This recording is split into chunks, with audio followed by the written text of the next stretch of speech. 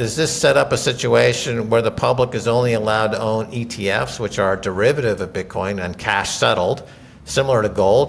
We know that now definitively, after 300 years of experimentation, the central bank fiat money system it failed. It didn't work.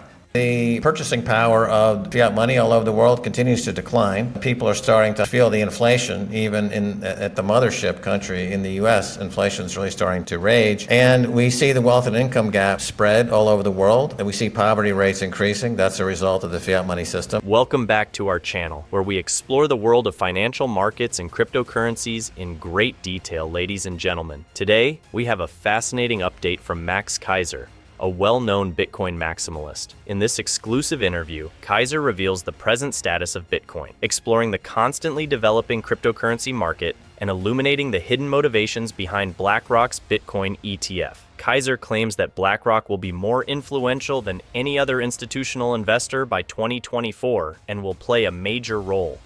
Keiser continues to be optimistic about the future price of Bitcoin as we examine his observations. He does, however, provide a warning, saying that what is to come is unheard of in history. Keiser analyzes a pressing issue with the SEC's possible acceptance of BlackRock's proposal for a Bitcoin ETF, highlighting investors' lack of awareness for the impending consequences. Bitcoin is currently trading little under $46,200, having increased by more than $2,400 over the previous 30 days. Keiser makes the connection between the rise of Bitcoin and the global collapse of the fiat currency system, boldly claiming that Bitcoin is a real money form that is unaffected by inflation or government interference. He claims that the dollar will be the final fiat currency to collapse. Follow us as we explore Max Keiser's most recent interview, dissecting his forecast regarding Bitcoin and figuring out why BlackRock's calculated actions might precipitate a financial meltdown. Get ready for an enlightening conversation that may cause you to reconsider how you see the future of money. Now let's go straight into this fascinating discussion with Max Keiser.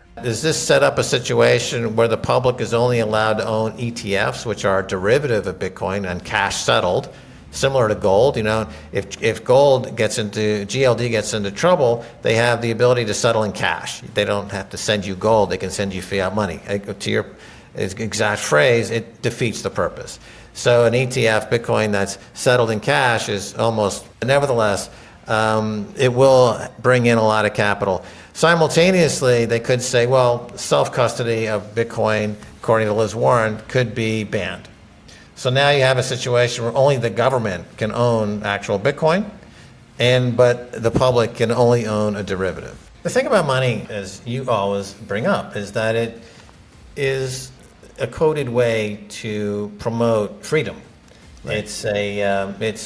And so Bitcoin is perfect money, and therefore it satisfies something in us as human beings.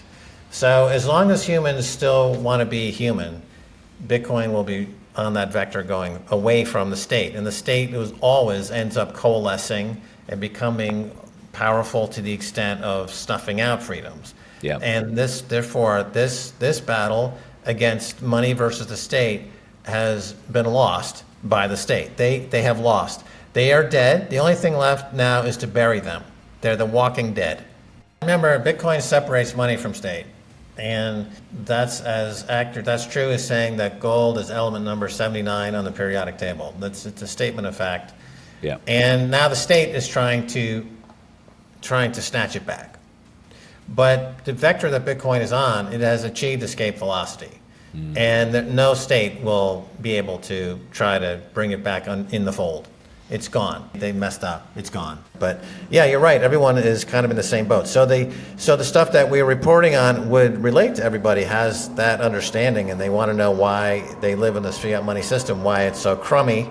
The purchasing power of fiat money all over the world continues to decline. People are starting to feel the inflation, even at the mothership country in the U.S. Inflation is really starting to rage. And we see the wealth and income gap spread all over the world. And we see poverty rates increasing. That's a result of the fiat money system. So the tricks are not really working. And we see it on the ground. There's a lot more social unrest. And I think that's what we would attribute to the fiat money system and the central banking system, more than any political historical aspect. This is really the result of all this money printing. It came after Occupy Wall Street. Remember, Occupy Wall Street was really the first time activists targeted Wall Street and targeted the money centers as being the source of problems. And that meme, that idea has grown ever since. People starting to understand that it's the bankers, it's the money, it's the central bankers, it's the Ron Paul ideas that have been talked about for many years. And to your point about, looting becomes a way of life. I know Stacy refers to the Bastiat quote about this, and it bears repeating. It's so true. Looting essentially becomes a way of life, and it becomes normalized. And so, or I would say, I've said in interviews before, where if you took fraud out of the American system, there would be virtually no economy left.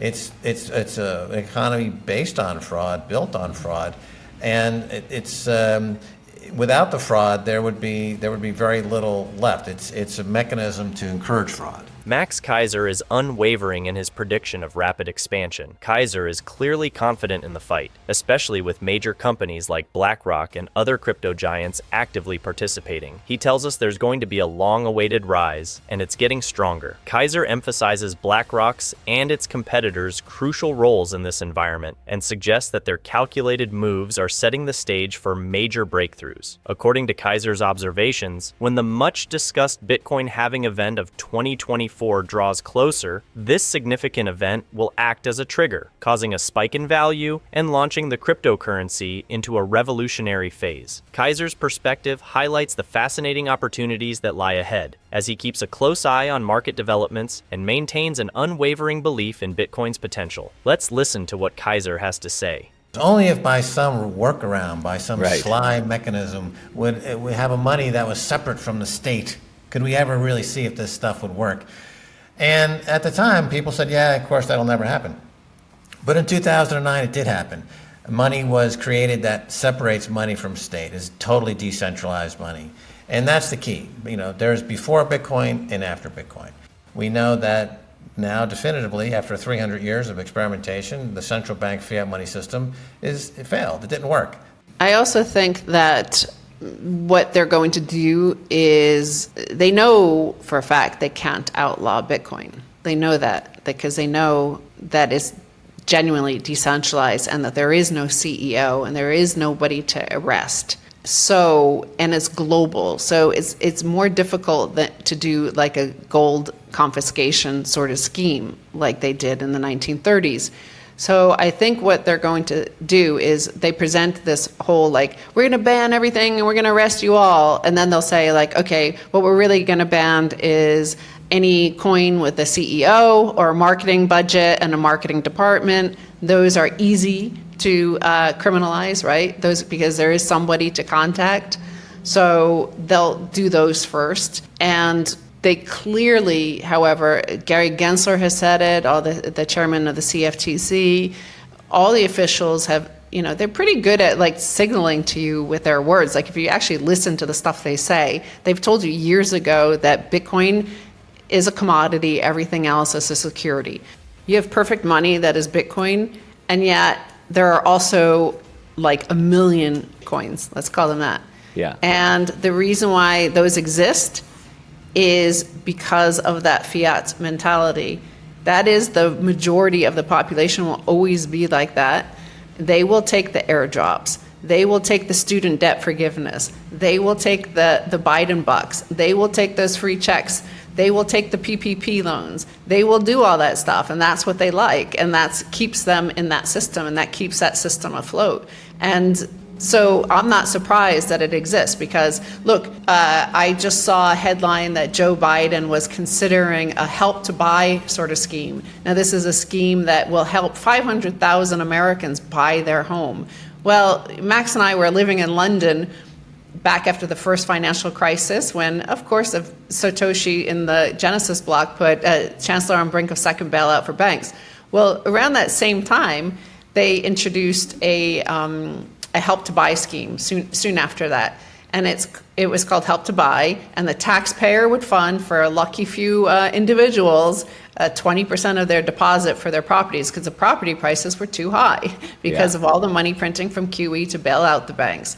So Yeah, that's the system. That's the system that most people like. Max Keiser questions the traditional macroeconomic measures, arguing that they are frequently skewed to support particular viewpoints. He argues that rather than accurately capturing the genuine status of the economy, measures like labor statistics and inflation rates are selectively evaluated to accomplish desired results. Given this, Bitcoin stands out as a strong substitute that is unaffected by the tricks that are present in the traditional financial system. Keiser also highlights an interesting trend, pointing out that big businesses like Apple, Amazon, and Google are ready to take advantage of their long-standing connections in order to quickly purchase significant quantities of Bitcoin via a spot ETF. They are able to avoid the laborious procedures involved in obtaining the real commodity thanks to this calculated movement. The difference that results highlights how revolutionary cryptocurrencies may be. As we consider these revelations, it raises the following question. What do you think of Max Keiser's most recent interview? And what do you think of his projections for Bitcoin by 2024? Please feel free to express your ideas in the comments section below. We appreciate your time, and for more material like this, don't forget to subscribe and press the like button. We are really grateful for your support.